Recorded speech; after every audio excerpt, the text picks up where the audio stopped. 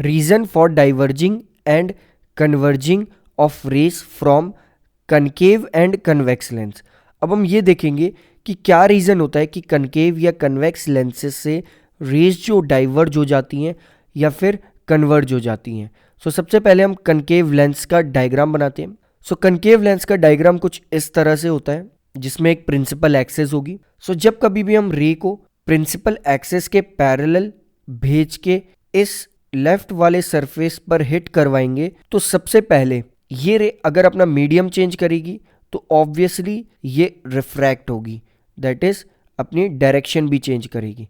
और अगर ये अपनी डायरेक्शन चेंज करेगी तो ये रेयरर से डेंसर मीडियम में जा रही है, दैट्स वाई ये अब टुवर्ड्स नॉर्मल बेंड हो जाएगी। तो यहाँ पे हम सबसे पहले नॉर्मल बना लेते हैं जो कि सेंटर से पास होती है, एक ऐसी लाइन होती है जो सेंटर से पास होती है। यहाँ पे नॉर्मल कुछ इस तरह से हो जाएगी और अब ये रे नॉर्मल की तरफ बेंड हो जाएगी तो ये कुछ इस तरह से अब आगे मूव करेगी। अब जब ये बिल्कुल इस मीडियम के एंड पे पहुंच जाएगी तो अब ये दोबारा रिफ्रैक्ट होगी और वी कैन से दोबारा अपना डायरेक्शन चेंज करेगी क्योंकि ये अपना मीडियम चेंज कर रही है, विच मीन्स यहाँ पे भी ये रिफ्रैक्शन शो करेगी, दैट इज ये डेंसर से अब रेयरर में जा रही है।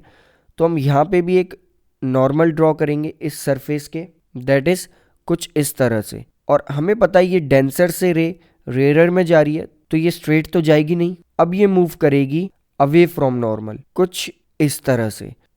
रे एंटर करी थी पैरेलल और अब ये प्रिंसिपल एक्सिस से दूर जा रही है, यानी कि इसने प्रिंसिपल एक्सिस के पैरेलल लेंस को स्ट्राइक करा था और ये अब जा रही है प्रिंसिपल एक्सिस से दूर। हमें बस सिंपली रिफ्रैक्शन के फिनोमिना को यूज करके बहुत इजीली ये एक्सप्लेन करना है कि कैसे ये रे डाइवर्ज हो जाती है। डाइवर्ज होने का मतलब है प्रिंसिपल एक्सिस से दूर चली जाती है। ये सिर्फ इसलिए पॉसिबल हो पाता है क्योंकि कनकेव लेंस का शेप कुछ इस तरह से होता है कि ये रेस को डाइवर्ज कर देता है, क्योंकि पहले जब रे आती है तो वो टुवर्ड्स नॉर्मल बेंड हो जाती है, पहले ये थोड़ी सी दूर हो जाती है प्रिंसिपल एक्सिस से, और जब ये दोबारा अपना मीडियम चेंज करती है तो और दूर डाइवर्ज हो जाती है।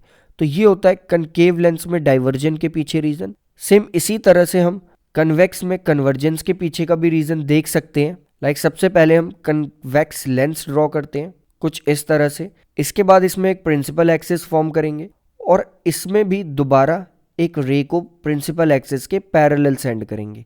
जैसे ही वो रे पैरेलल जाके अपना मीडियम चेंज करेगी, दैट इज बिल्कुल उस स्फेरिकल लेंस में एंटर करेगी तो वो रिफ्रैक्शन शो करेगी और यहाँ पे एक नॉर्मल प्रेजेंट होगी और ये रेयरर से डेंसर में मूव कर रही है तो ये नॉर्मल की तरफ बेंड हो जाएगी कुछ इस तरह से।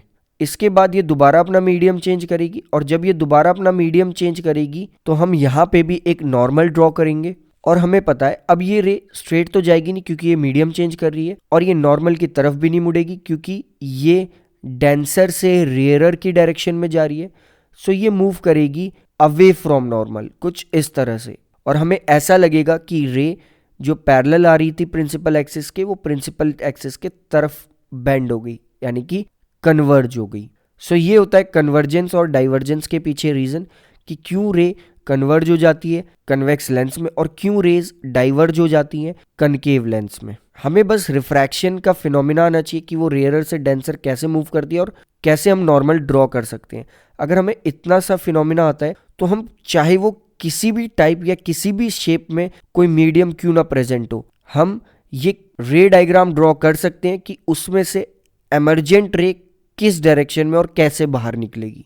बस हमें एक नॉर्मल ड्रॉ करनी आनी चाहिए, प्लस हमें रूल पता होना चाहिए कि जब रेयरर से डेंसर जाए तो किस डायरेक्शन में बेंड हो लाइट, एंड जब डेंसर से रेयरर आए तो किस डायरेक्शन में बेंड हो लाइट। और ये सब कुछ हमें नॉर्मल को ध्यान में रखते हुए करना है।